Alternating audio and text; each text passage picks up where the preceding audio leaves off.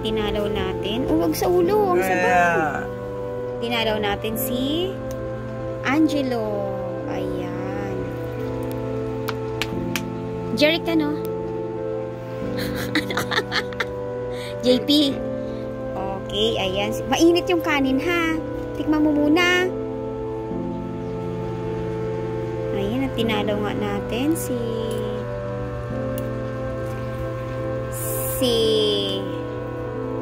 Jello. Hi, Jello. Kamusta si Jello? Ayan, pinapakainin. Baka mainit.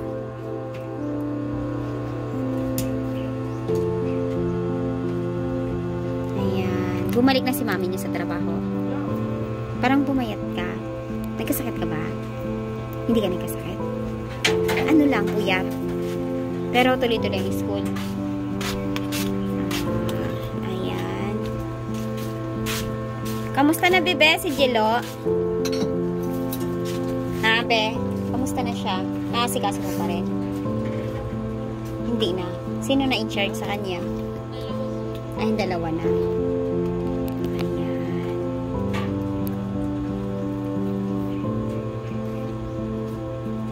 Wow, kain-kain siya.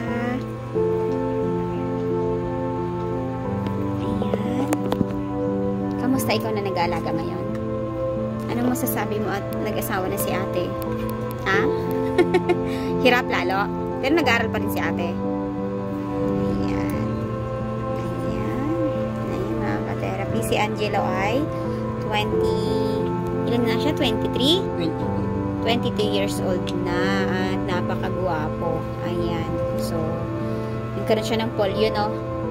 Kaya, hindi iba siya sa mga kabataan. So, at ang mama niya po ay nagtatrabaho. Kaya, mga bata lang ang naiiwan dito. Ayan. Gutom? Gutom ka? Ha? Pamunas, be?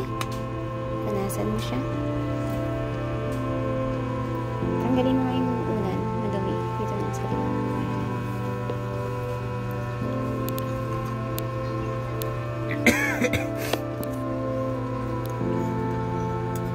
Ayan, kain. Oh, ba't parang nagugulat siya? Baka mainit. Kailan pumasok si mama mo? 22 pumasok na siya. Buti may pambaon ka araw-araw. Hindi ka naglalaro ng cellphone. Magkano baon mo araw-araw? 20. Tapos magpapalit na kayo ng pasok? Kamay na. Akala ko maging, kaya nga, sa February? Palit daw. Magiging panghapon ng pang-umaga. Ayun. Hindi ka pa na-inform? Hindi pa.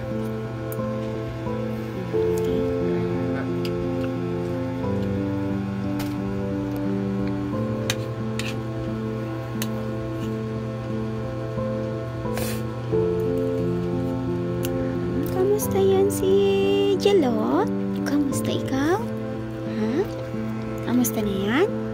Ha? Naligo ka? Ha? Naligo ikaw? Ha? Naligo yan? Naligo ikaw?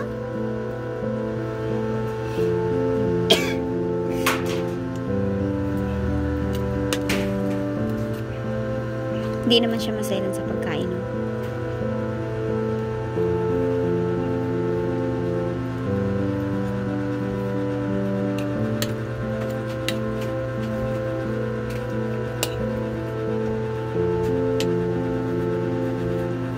Wala naman kayong pasok bukas eh.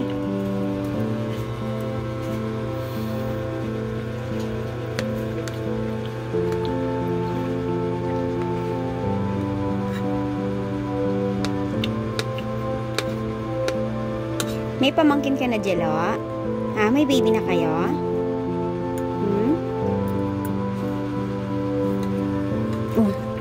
Kaya ganun talaga siya? Bigla siyang parang gulat?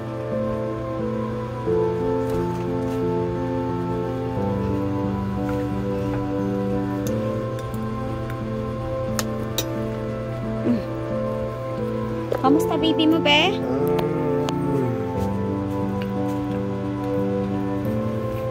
Ka-therapy, may bago na silang baby. Ayan. Ano pangalan niya, be? Ha? Adrian. Wow. Ilang araw na to siya? 13? Nag 1 month na? O sa ano pa? Sa 13 pa siya mag 1 month. Normal mo ba siyang pinanganak? Ayan. Ayan. Pero tinuloy mo yung pag-aaral mo, no? Ayan. Tulog na tulog si baby. Oh.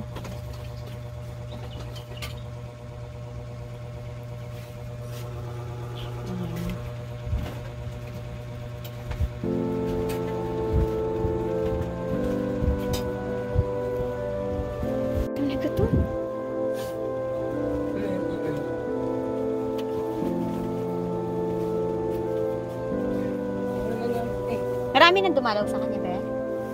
Ha?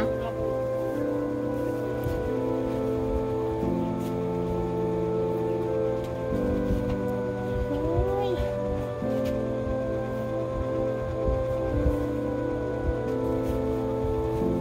Ulam niyo sa hapon?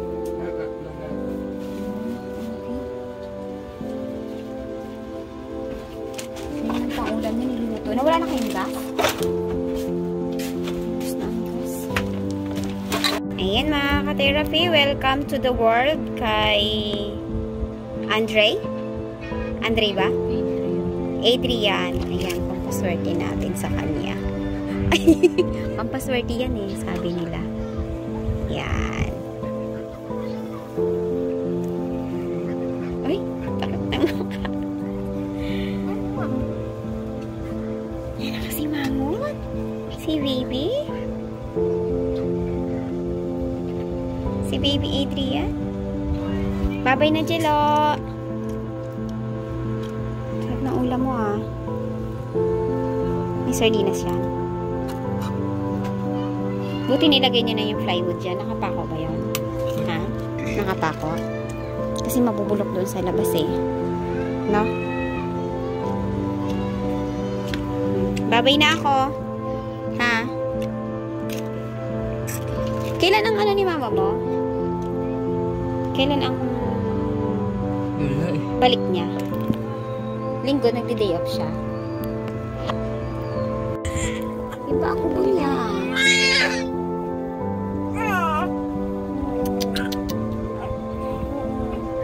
Saan ka nang anak? Bahay po. Sa bahay ka lang? May ubo siya. Yan ang iwasan mo, yung ubo. Masailan ang baby. Baby! Uroy! Be, ano mo yung ventilador, be? Masyadong malakas yan para sa kanya. Yung gatas mo, lagi kang mag-inom ng maligamgam. Tapos, magpaano ka ng malunggay. Magpapitas ka, di ba? May mga gulay kayo dyan. Yun muna ang, anuhin mo, lagain mo ng lagain at higupan mo ng sabaw. Para bumalik yung gatas mo. Kasi iba talaga pag gatas ng ina yung dinidede ni baby.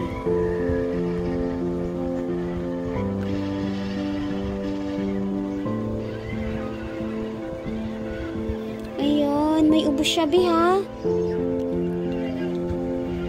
Wala kang, ilang araw na yung ubo niya? Ha? Ilang araw na yung ubo niya, be? 1 week na? Ipa-center mo. I-check up mo, ha? Kailangan yan. Kasi, madalas yung lagi siyang nakahiga, pwede siyang matuyuan ng pawis sa likod. Mahirap kung nagkasakit ang baby na maliit pag ginagamot na. Tapos, ibibilad mo siya sa araw, sa madaling araw. Ay, sa umaga pala, mga 7 AM, paarawan mo siya 30 minutes lang para may vitamin D siya. Malakas yung kanyang baga.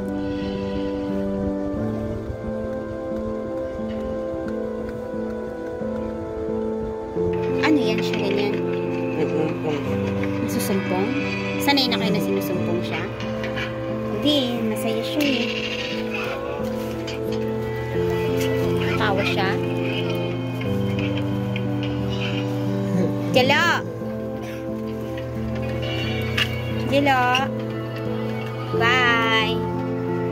Bye, Jello! Hello. So, ayan na nga po mga therapy. Nailagay na. Nakuha na ang dingding dito. So, ayan. Hindi na masisira ang dingding at nailagay na nga po ng